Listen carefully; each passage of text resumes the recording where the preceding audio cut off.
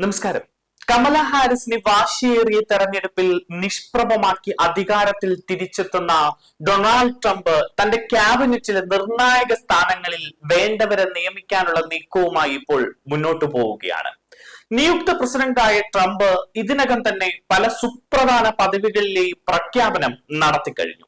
ഇപ്പോഴത്തെ അമേരിക്കയിൽ നിന്നും പുറത്തു വരുന്ന ഏറ്റവും ഒടുവിലത്തെ വാർത്ത അടുത്ത വിദേശകാര്യ സെക്രട്ടറിയായെ സംബന്ധിച്ചുള്ളതാണ്. മാർക്കോ റൂബിയോ ആകും അമേരിക്കയുടെ പുതിയ വിദേശകാര്യ സെക്രട്ടറി എന്നാണ് പുറത്തുവരുന്ന സൂചനകൾ. ഇക്കാര്യത്തിൽ അന്തിമ തീരുമാനം ട്രംപ് ഉടൻ പ്രഖ്യാപിക്കും.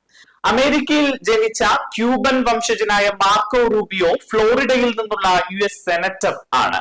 2016 പ്രസിഡന്റ് തെരഞ്ഞെടുപ്പ് പ്രൈമറിയിൽ ട്രംപിനെതിരെ മത്സരിച്ചിട്ടുമുണ്ട് ഇദ്ദേഹം. അമേരിക്കയിൽ ജനിച്ച ക്യൂബൻ വംശജനായ റൂബിയോ 2011 മുതൽ US സെനറ്റ് അംഗമാണ്. സെനറ്റ് ഇന്റലിജൻസ് കമ്മിറ്റി വൈസ് ചെയർമാനും ഫോറിൻ റിലേഷൻസ് കമ്മിറ്റി അംഗവുമാണ് റൂബിയോ. അതേസമയം നേരത്തെ ട്രംപിന്റെ ദേശീയ സുരക്ഷാ ഉപദേഷ്ടാവായി റിപ്പബ്ലിക്കൻ പ്രതിനിധിയായ മൈക്കിൾ വാട്സ് ചുമതലയേൽക്കും എന്ന റിപ്പോർട്ടുകളും പുറത്തു വന്നിരുന്നു. വിരമിച്ച ആർമി നാഷണൽ ഗാർഡ് ഓഫീസറും യുദ്ധ വിദഗ്ധനുമായ മൈക്കിൾ വാട്സ് കടുത്ത ചൈന വിമർശകനാണ്. ഏഷ്യ പസഫിക് മേഖലയിലെ ചൈനയുടെ പ്രവർത്തനങ്ങളെ വാൾസ് രൂക്ഷമായി വിമർശിച്ചിട്ടുമുണ്ട്.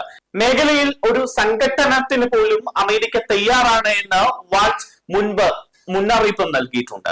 George W. ബുഷ് ഭരണകാലത്ത് പെന്റഗണിലും വൈറ്റ് ഹൗസിലും അദ്ദേഹം പ്രതിരോധ നയ ഉപദേഷ്ടാവായി സേവനമനുഷ്ഠിച്ചിട്ടുണ്ട്.